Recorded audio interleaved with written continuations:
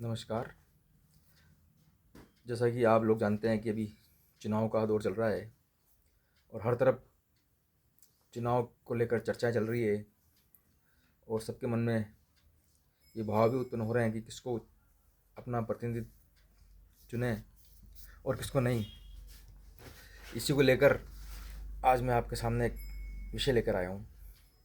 अभी आपने देखा होगा कि गहलोत साहब का एक वीडियो चल रहा है जिसके अंदर साहब चल रहे हैं, चलते चलते अचानक रुक जाते हैं और एक भाई से पूछते हैं कि क्या काम करते हो।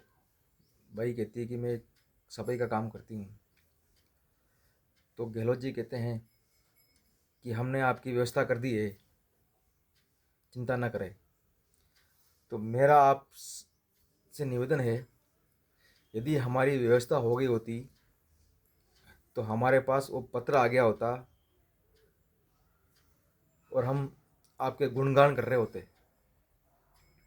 लेकिन विद्युत के अंदर अभी तक कोई ऐसा पत्र नहीं आया, रोडवेज के अंदर कोई ऐसा पत्र नहीं आया, चिकित्सा के अंदर कोई ऐसा पत्र नहीं आया जिससे ठेका कर्मचारियों को लाभ मिले।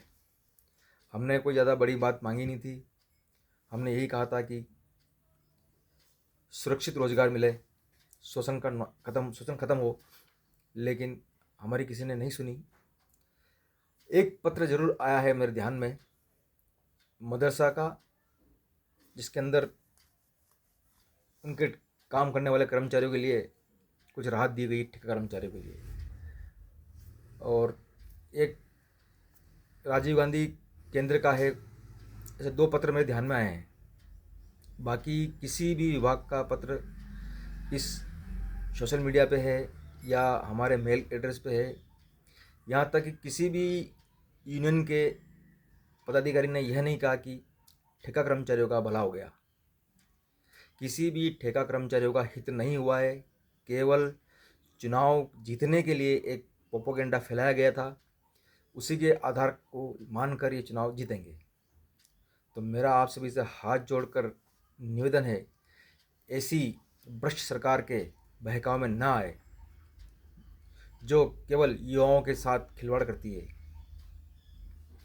कहीं पर पेपर लीक करवाती है, रोजगार के नाम पे वैकेंसी निकालती है, वैकेंसी निकालने के बाद पेपर लीक कराती है, मतलब कि रोजगार देना नहीं।